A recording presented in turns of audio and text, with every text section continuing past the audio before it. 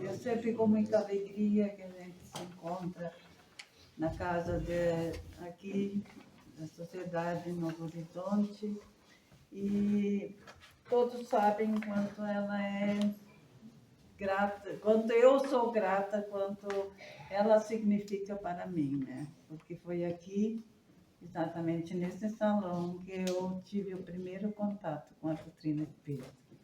Isso é uma gratidão eterna, isso eu vou levar para a outra instância, né? Quando for, e quem sabe um dia a gente retorna de novo, né? Embora Jorge Elahad diz assim que nós somos preparados, que com grande possibilidade a gente vai renascer em outros países onde a gente deve levar aquilo que a gente aprendeu aqui, talvez em outras religiões, em outras crenças, em outras civilizações, mas aquilo que a gente tem, nós sabemos que aquilo que está dentro de nós, ele vai transparecer, seja onde a gente estiver, né? A gente sempre vai ter um jeitinho de conseguir passar aquilo que faz parte da nossa vivência espiritual já, né?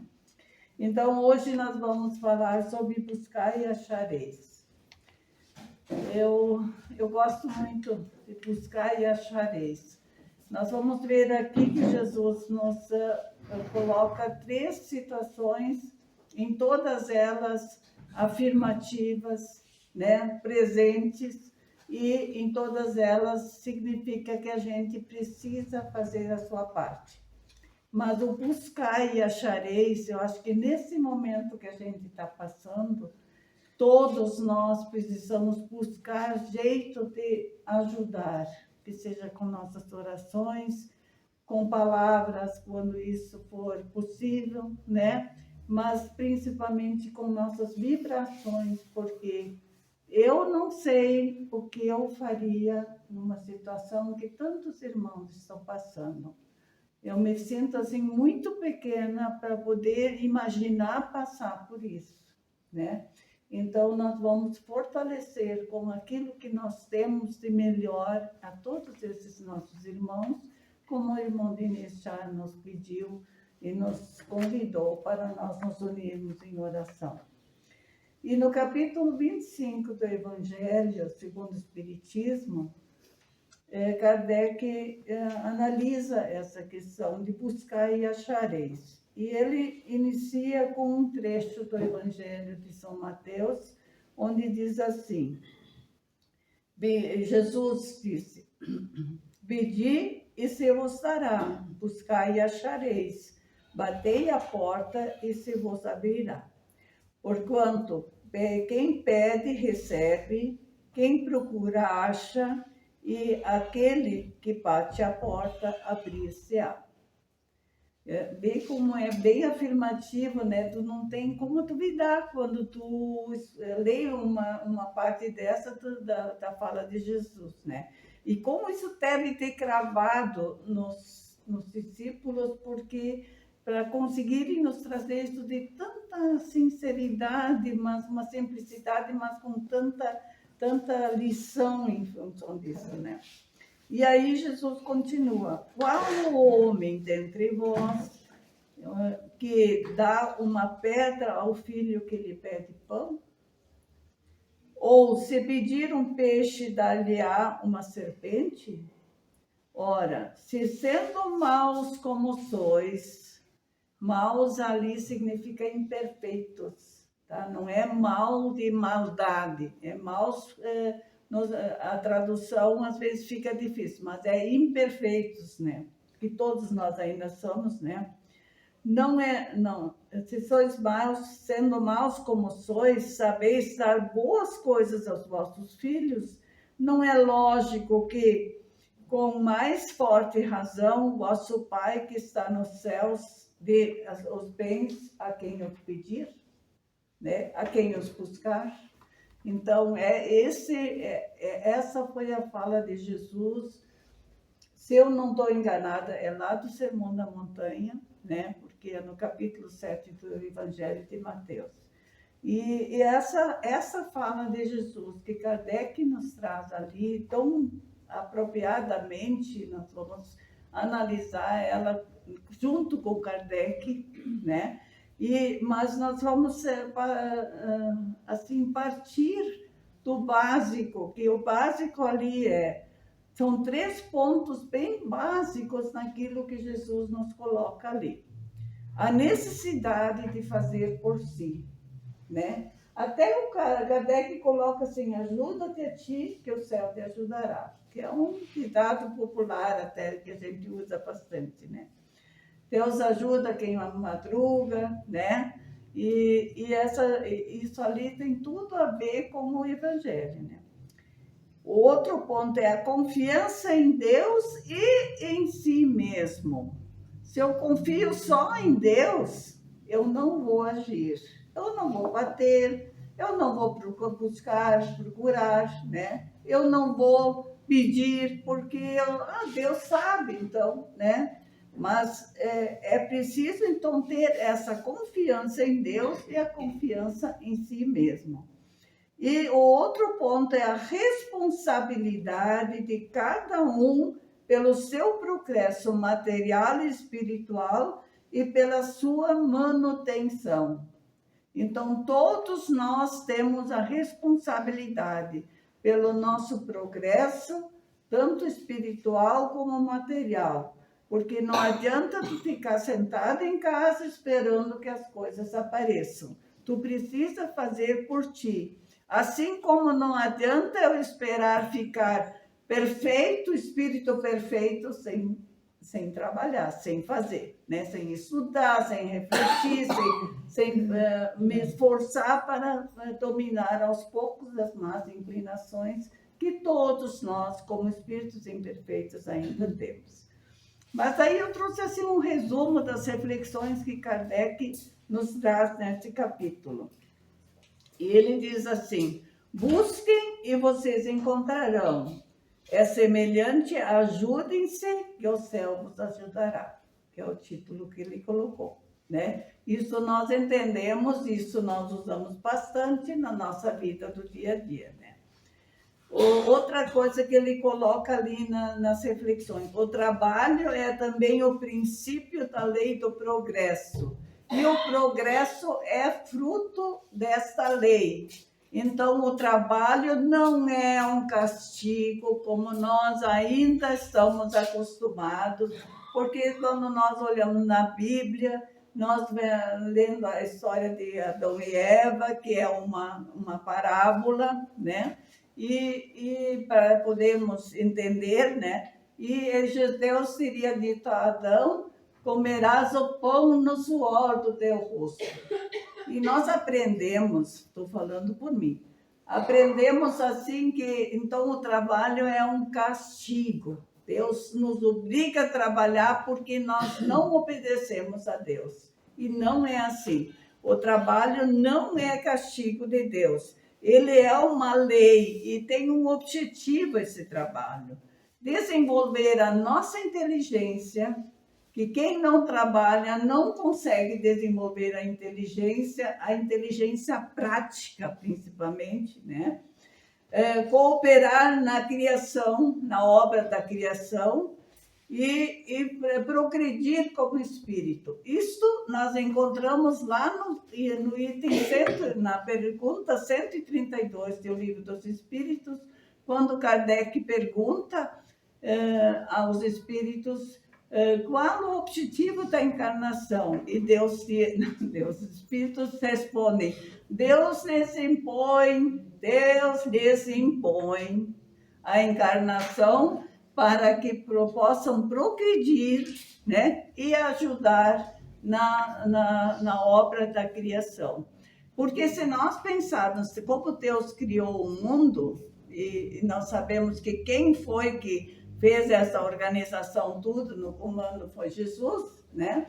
E aí, então, olhando um pouco para trás, a nossa vida, muitos de nós, na nossa infância, talvez nem conhecíamos a luz elétrica, né? Nós não conhecíamos os aparelhos eletrônicos, Quando a gente tinha que fazer um exame, a maioria dos exames não tinha, e um monte de coisas que a gente vai vendo que vai sempre melhorando. E da onde vem isso? Os anjos vêm e colocaram a luz elétrica para nós, eles estão trazendo os aparelhos. Não, eles fazem com que a gente progrida. É a ciência, é o esforço, é o desenvolvimento da inteligência que vai fazendo com que a gente cada vez consiga ter condições melhores de vivência, mais facilitadas, porque hoje nós já podemos usufruir disso,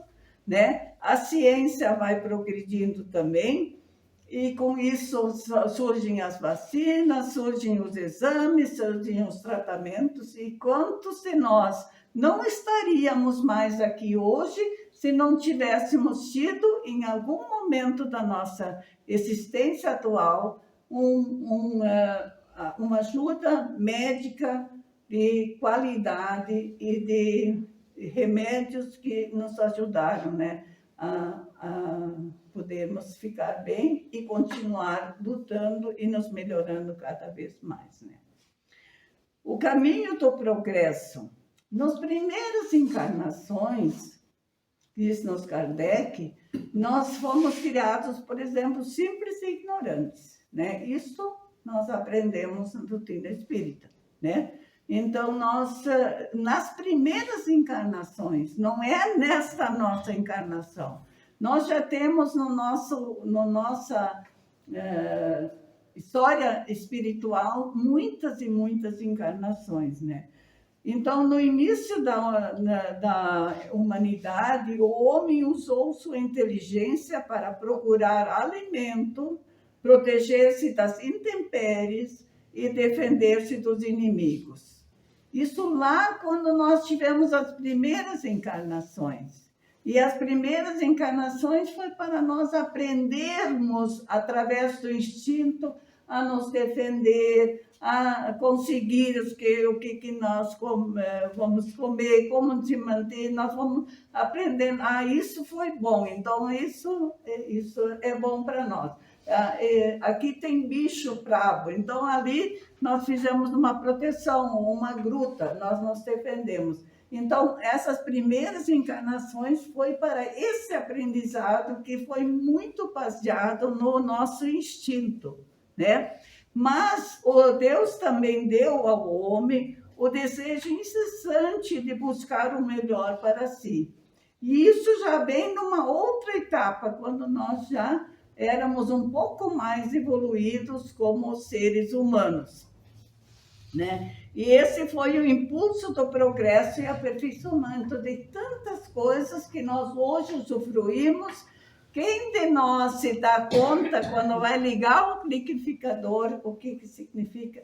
Quanta cabeça quebrou a cabeça, que a gente diz assim, né? Quanto pensamento, quanto esforço para que esse liquidificador pudesse existir ali hoje, né? A lâmpada, quantas e quantas experiências Thomas Edison tinha que fazer até que conseguiu colocar a lâmpada acesa para nós. E hoje é tão fácil, né? Há pouco eu estava lá no sanitário e, de repente, uma pessoa que estava também apagou a luz e eu fiquei no escuro. Eu pensei, meu Deus, como que é, né? Que a gente fica, de repente, assim, sem não se dá conta. Quando falta luz elétrica em casa, nós ficamos tudo perdido, né? Atrapalhados em tudo. E aí, nós não, talvez nessas horas, a gente se dá um pouco conta de tantos benefícios que hoje nós temos. E esses benefícios não foram os anjinhos que trouxeram. Esses benefícios são fruto do trabalho, seja para material ou para sala, ou então o trabalho intelectual. Talvez se nós, até em outras encarnações, se hoje nós não conseguimos entender tudo, porque em cada encarnação a gente vem com um objetivo, né? Mas tem muitos que trabalham muito para que a gente tenha tudo isso. E as necessidades do corpo vêm antes das necessidades do espírito, nos diz Kardec. Olha que interessante, né? A gente, quando nós trabalhamos na promoção espírita, né, social espírita, a gente sempre procura ajudar com comida, com roupa, porque isso precisa antes, porque como que pode alguém sentar e escutar uma palestra e estar com o estômago totalmente sem comer o dia inteiro? Não vai conseguir. Então, no tempo que eu trabalhava aqui, eu fui uma vez fazer um curso em Porto Alegre, na Federação, era sobre a promoção social espírita. Eram 2 rapazes lá de Brasília, da FEB, que estavam aí. E eu me lembro de uma frase assim, que ele disse: saco vazio não para em pé. Aí o que eles faziam? Eles levavam um lanche para as crianças e daí para depois poderem fazer a parte espiritual de evangelização, né? Tu não consegue evangelizar alguém que está com fome, uma fome crônica. Não é aquele dia que eu não consegui almoçar, agora estou ali com fome, não. É aquela fome que dói, aquela fome crônica, que tu não sabe nem como que tu vai comer, o que tu vai comer quando tu sair no próximo momento, né? Nós, por exemplo, saímos da mesa do almoço e já estamos pensando o que eu tenho hoje para janta. E ainda pensamos no intervalo, né?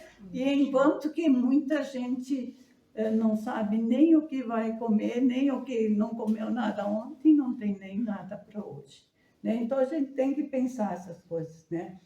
E esse processo leva o homem, então, do estado de selvagem para o estado civilizatório.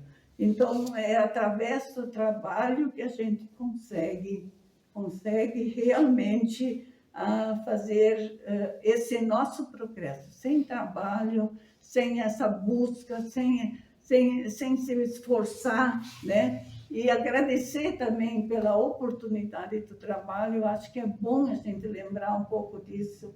E agora vai ter tanta gente sem trabalho, porque muitos trabalhos fecharam em função da situação, ou porque foi tudo destruído. Vamos agradecer, em vez de dizer, agora eu tenho que trabalhar de novo, graças a Deus que eu posso trabalhar. É aquela história que o Chico diz assim: não reclame de ter que lavar os pratos sujos, porque se eles estão sujos, porque tu tinha o que comer, né? E assim também é teu trabalho, né? E a multiplicidade das encarnações, então. O progresso que cada um realiza durante uma encarnação, segundo Kardec, é mínimo. Então, nós não vamos nos tornar perfeitos numa encarnação, né? E nós, graças à doutrina espírita, a nossa doutrina, ao nosso saber da reencarnação, isso nos dá um alívio. Não que a gente não vá fazer o seu melhor, mas que a gente sabe que não consegue, a gente se dá conta que não consegue ser perfeito numa encarnação, porque vira e mexe a gente cai de novo, a gente erra ali, erra lá, e a gente fica à mercê da situação. E se a gente sabe, bom, eu posso morrer essa noite, e aí como que eu vou chegar lá no mundo espiritual? Eu chego lá com a minha consciência, se eu faço o que eu posso, e lá eu vou me planejar de novo para um outro recomeço, né? Todo mundo tem direito ao recomeço.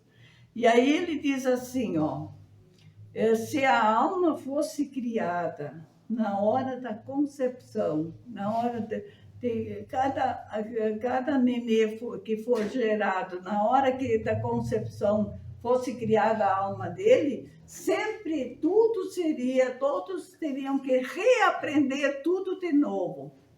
E aí não teria aquilo que a gente já aprendeu antes. E aí nós podemos olhar essas nossas crianças que hoje nascem. Elas já nascem na parte eletrônica, então, O que eu ainda tenho medo de tu apertar um botão, eles não faz isso, aquilo, mas não sabem nem ler, mas sabem o que fazer. Porque isso é sinal de que eles já vêm com essa vivência feita, que a gente não, muitos de nós não tivemos anteriormente e estamos com muita dificuldade. Quando me falam de usar esse aparelho, eu digo, tá, deixa para outra encarnação, porque ainda não dá, né? E aí, cada um sabe das suas dificuldades, né? E reconhecemos, então, pela história que isso não é verdadeiro, porque as crianças mesmo que nascem, então, nos mostrando, nossos filhos, os netos, para quem tem, sabe que são totalmente, já nascem assim. Eu me lembro, assim, de que a gente, quando eu sou enfermeira, quando nós estávamos fazendo puricultura, na maternidade, lá no Fêmea, daí nós fizemos para fazer, como pode? As crianças estão tudo de olho aberto. Lá, a gente esperava uma semana para olhar, para ver os olhos dos nossos irmãozinhos, né? Porque aquelas famílias que cada ano vinha um. Né? Aí ela disse, mas ficava no escuro, né? Hoje se sabe que tem que deixar no claro, porque daí desperta, né? Tudo. Mas é porque também eles já vêm mais bem preparados. Isso não significa que essas crianças não precisam de evangelização, de cuidados, porque a infância tem esse objetivo. Então, todos nós somos responsáveis para que essas crianças, mesmo que nos peguem passem além da nossa inteligência, como um dia um filho meu me disse, não, mãe, é que eu já sou um pouco mais inteligente que tu. Era 3 ou 4 anos, né? Aí eu me assustei com o assunto, né? Mas é que realmente é isso, porque eles já conseguem captar mais facilmente as coisas, né? E assim diz Kardec, então, o mundo vai indo, a humanidade vai indo da selvageria para a civilização. E cada vez mais, quando nós retornarmos, depois que nós vamos passar um tempo na nossa verdadeira pátria e retornar para a Terra, numa reencarnação, certamente nós temos muita coisa que nós também vamos aprendendo lá no mundo espiritual e vamos trazendo. E muitas coisas já estão bem mais evoluídas quando nós voltarmos, né? Se Deus tivesse liberado o homem do trabalho físico, diz Kardec, seus membros ficariam atrofiados. O que acontece quando tem um braço engessado? Quando tira o gesso, depois do mês, ele está totalmente atrofiado. Ele tem que passar para a fisioterapia para voltar para a sua força anterior, né? E se Deus o tivesse liberado do trabalho intelectual, seu espírito permaneceria na infância espiritual, que é a mesma coisa que a ignorância, né? Aquela ignorância não é daquele maneira pejorativa, tu ignorante, não. É assim, a ignorância espiritual que a gente fala, e inclusive que Deus nos criou simples e ignorantes, é de não saber, tá? A tradução é não saber, não é pejorativo isso, né? E daí, então, nós estaríamos de novo no instinto, nós íamos aprender de novo como nos proteger, e cada vez se nós não tivéssemos o aprendizado anterior, né? Por isso, Jesus nos disse, busquem e encontrarão.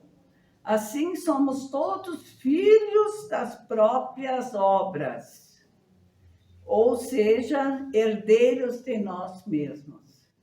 Então, isso é uma frase forte que Kardec coloca. Eu tenho colocado só essas frases de Kardec ali, para quem conhece o capítulo sabe, né? Estou só trazendo o que ele colocou.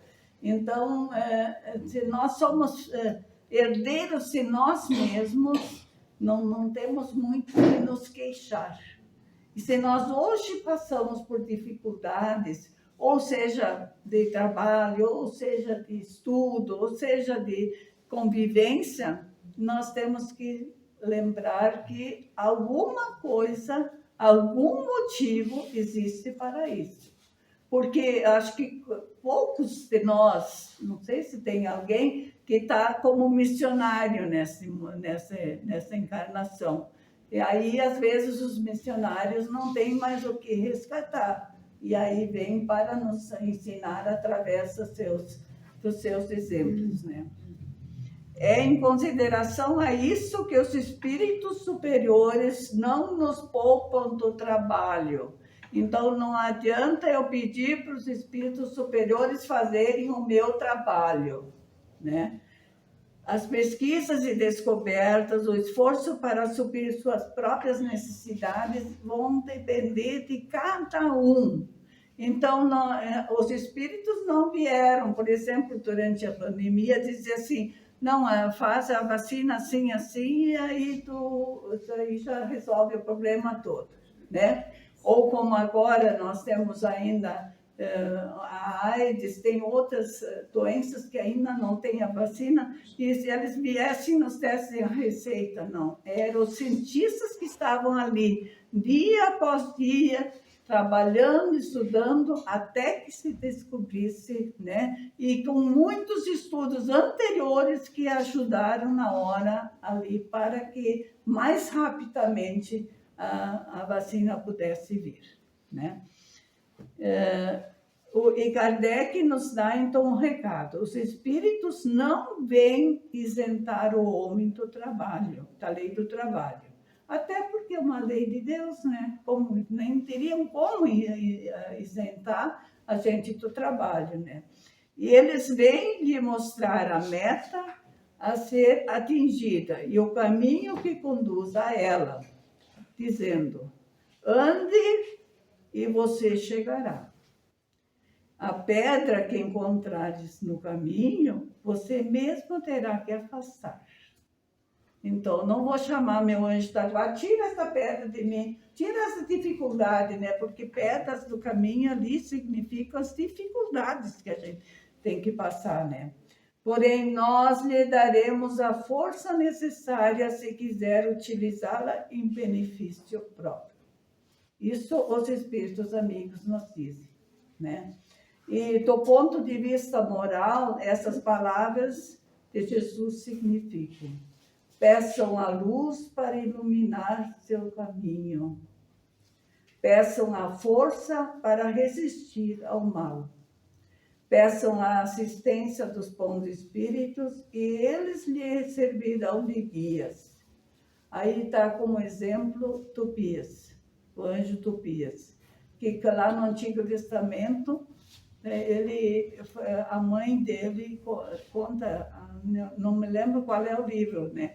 Mas é um dos livros do Antigo Testamento. A mãe dele estava com um problema nos olhos, ia ficar cega, e precisava de um unguento, um remédio, que lá longe alguém, souberam que alguém fazia esse remédio. Não sei qual era a doença, mas porque naquela época médico não tinha, né?